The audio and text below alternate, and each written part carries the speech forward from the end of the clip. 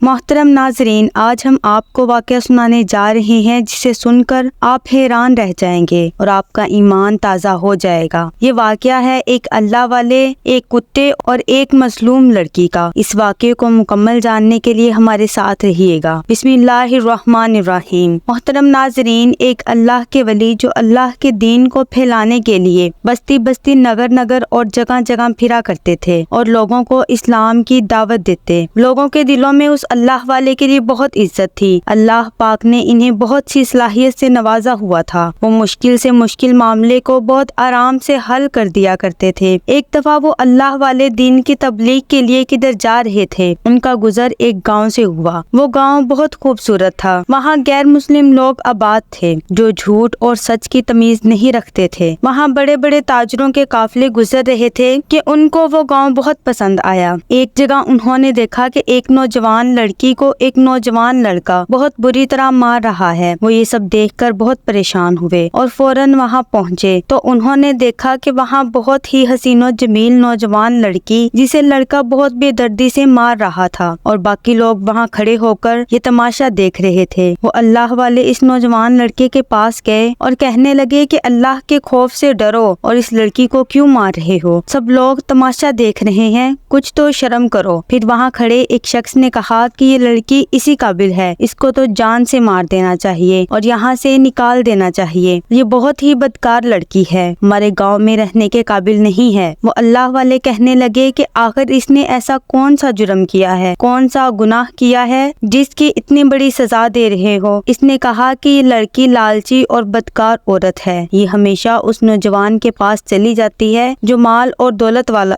دولت والا ہو اور اس کے پاس جا کر کہتی ہے کہ میں تمہاری بیوی ہوں اور بدکاریاں کرتی رہتی ہے۔ پیسے کے لالچ میں بہت سارے لوگوں کو پھنسا چکی ہے اور آج اس نوجوان کے پاس آ کر بھی یہی کر رہی ہے کہ میں تیری بیوی ہوں۔ اس نوجوان نے انکار کر دیا کہ تم میری بیوی نہیں ہے اور یہ اس کو مار رہا ہے۔ ہم جانتے ہیں کہ یہ اس کی بیوی نہیں ہے۔ یہ سن کر وہ اللہ والے پریشان ہو گئے اور فوراً اسے حکم دیا اس مقدمے کو گاؤں کے سرپنچ کے پاس لے جایا جائے۔ لہٰذا سب لوگ سرپنچ کے پاس گئے۔ وہ سب لوگ لڑکی کی بدکاریوں سے بہت پریشان تھے اور سب سوچ رہے تھے کہ اس لڑکی کو گاؤں سے دھکے دے کر نکال دیا جائے گا۔ وہاں جب عدالت لگی تو اللہ والے اس لڑکی کے پاس گئے اور نوجوان سے پوچھا کہ تم لڑکی کو کیوں مار رہے تھے؟ اس لڑکے نے پورا واقعہ سنایا کہ یہ مجھے اپنا شوہر کہتی ہے جبکہ میں تو اسے جانتا بھی نہیں۔ پھر اللہ والے نے اس لڑکی سے پوچھا کہ کیا یہ تمہارا شوہر ہے؟ اس لڑکی نے کہا جی حضور، یہ میرے شوہر ہیں۔ اب وہ اللہ والے اس سرپنچ سے پوچھنے لگے کہ یہ گاؤں آپ کا ہے اور یہاں کے ہر فرد کو آپ بہت اچھی طرح جانتے ہیں اور آپ جانتے ہوں گے کہ یہ نوجوان سچ کہہ رہا ہے یا جھوٹ۔ اس گاؤں کے سرپنچ نے بھی اس نوجوان لڑکے کے حق میں گواہی دی۔ اللہ والے پریشان ہو گئے اور سوچنے لگے کہ آخر ان دونوں میں سے سچ کون بول رہا ہے۔ وہ اللہ والے سرپنچ سے بولے کہ آپ اس گاؤں کے سرپنچ ہیں، آپ کا فیصلہ ماننا گاؤں والوں کا فرض ہے، لیکن مجھے ایسا لگتا ہے کہ لڑکی سچ بول رہی ہے، اسی لیے میری گزارش ہے کہ آپ آج کی رات اس کو اپنے گھر رکھ لیں۔ صبح آپ اس کو اور جس کو یہ اپنا شوہر کہتی ہے دوبارہ سے عدالت میں لے آئیں۔ سرپنچ اس لڑکی کو لے کر اپنے گھر چلے گئے۔ تمام لوگ بھی اپنے اپنے گھروں کو چلے گئے۔ وہ اللہ والے وہیں اللہ کی عبادت میں مصروف ہو گئے اور دعا کی کہ یا اللہ، میں تیرے دین کو پھیلانے نکلا ہوں، میں ان لوگوں کو نہیں جانتا، تو آج اپنے بندوں کی عزت رکھنا۔ صبح ہوتے ہی سرپنچ لڑکی کو اور اس نوجوان اور لوگوں کو لے کر وہاں آ گیا جہاں اللہ والے عبادت میں مصروف تھے۔ لوگ فیصلہ سننے کو بہت بے تاب تھے کہ آخر یہ اللہ والا کیا فیصلہ کرتا ہے اور کس طرح لڑکی کو بے گناہ ثابت کرتا ہے۔ وہ اللہ والے اٹھے اور نوجوان سے پوچھا کہ تم لڑکی کو کیوں مار رہے تھے؟ وہ نوجوان بولا کہ میں پہلے بھی بتا چکا ہوں، میں بہت بڑا تاجر ہوں، میرا کاروبار بڑے بڑے گاؤں اور شہروں میں پھیلا ہوا ہے۔ جیسے ہی اس لڑکی نے مجھے بازار میں تجارت کرتے دیکھا تو اسے پتا چل گیا کہ میں بہت بڑا تاجر ہوں، اسی لیے میرا پیچھا کرتے کرتے میرے گاؤں میں آ گئی اور میرے گاؤں آ کر شور کرنے لگی کہ میں تمہاری بیوی ہوں۔ جب گاؤں والوں نے شور سنا تو وہ مجھ پر شک کرنے لگے کہ پیسہ ہونے کی وجہ سے میں نے نکاح کر رکھا ہوگا۔ پھر میں نے ان کو یقین دلایا کہ میں اس کو نہیں جانتا، یہ میری بیوی نہیں ہے۔ اس کے بعد اللہ والے اس لڑکی سے پوچھنے لگے کہ تم اپنے حق میں کیا بولنا چاہتی ہو؟ وہ لڑکی رونے لگی اور بولی کہ حضور، میں ایک غریب باپ کی بیٹی ہوں۔ جس بازار میں یہ نوجوان تجارت کا کام کرتا ہے، اسی بازار میں میرے باپ کی چھوٹی سی دکان نوجوان ہے۔ ایک دن میری ماں کی طبیعت بہت خراب ہو گئی تھی اور میں اپنے باپ کو بلانے کے لیے اپنے باپ کی دکان پر گئی۔ وہیں جب اس تاجر نے مجھے دیکھا تو اس نے میرے باپ سے کہا کہ اپنی بیٹی کی شادی مجھ سے کروا دو۔ میرا باپ ایک غریب آدمی تھا۔ جب میرے لیے تاجر کا رشتہ آیا تو اس نے فوراً میری شادی کر دی، لیکن میرا باپ یہ نہیں جانتا تھا کہ یہ نوجوان تاجر صرف اپنی ہوس مٹانے کے لیے چند ماہ تک خوبصورت لڑکیوں سے شادی کرتا ہے اور پھر جب اس کا دل بھر جاتا ہے تو ان کو چھوڑ دیتا ہے، جیسے یہ اب میرے ساتھ کر رہا ہے۔ مجھ سے شادی کیے 2 ماہ ہو چکے ہیں، اب یہ مجھ سے جان چھڑانا چاہتا ہے۔ جب اللہ والے اس کی باتیں سن رہے تھے تو وہ بہت پریشان ہوئے، وہ فیصلہ نہیں کر پا رہے تھے۔ جو لوگ وہاں کھڑے تھے ان میں سے کچھ بزرگ بھی تھے۔ اللہ والوں نے ان بزرگوں سے پوچھا کہ تم لوگوں کا کیا کہنا ہے کہ سچ کون بول رہا ہے؟ ان لوگوں نے بھی نوجوان کے حق میں گواہی دی۔ وہ اللہ والے نے دیکھا کہ تمام گواہ اس نوجوان کے حق میں ہے۔ اللہ والے نے اللہ سے فریاد کی کہ اے اللہ میری مدد فرما،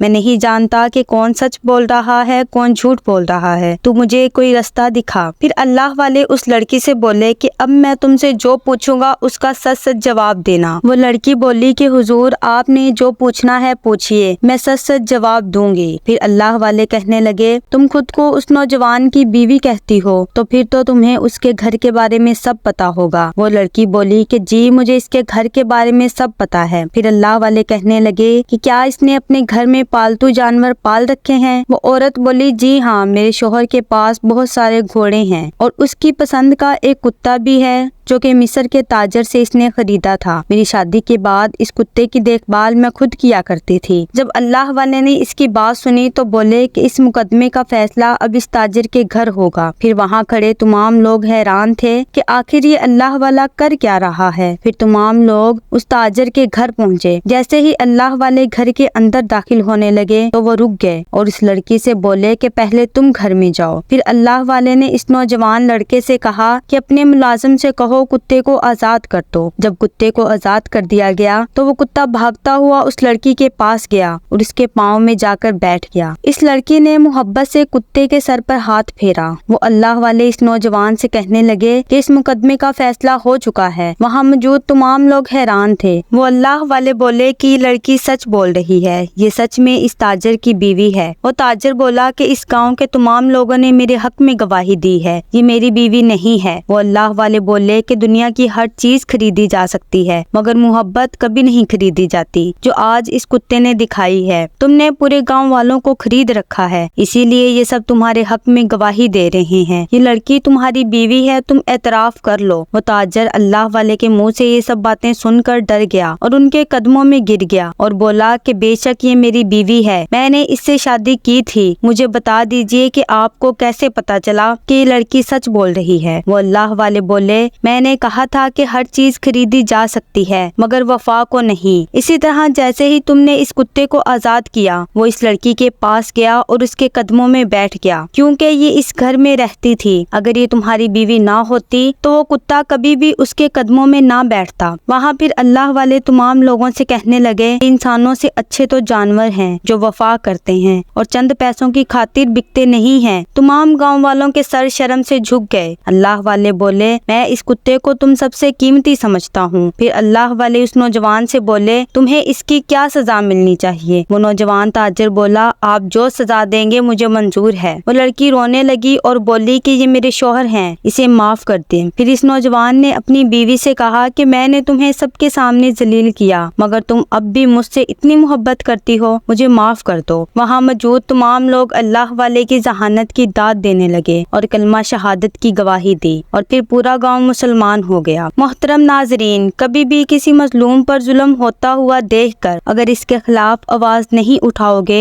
تو وہ ظلم چلتا چلتا تمہارے گھروں میں آ جائے گا۔ اللہ پاک سے دعا ہے کہ اللہ ہم سب کے حال پر رحم کرے، آمین۔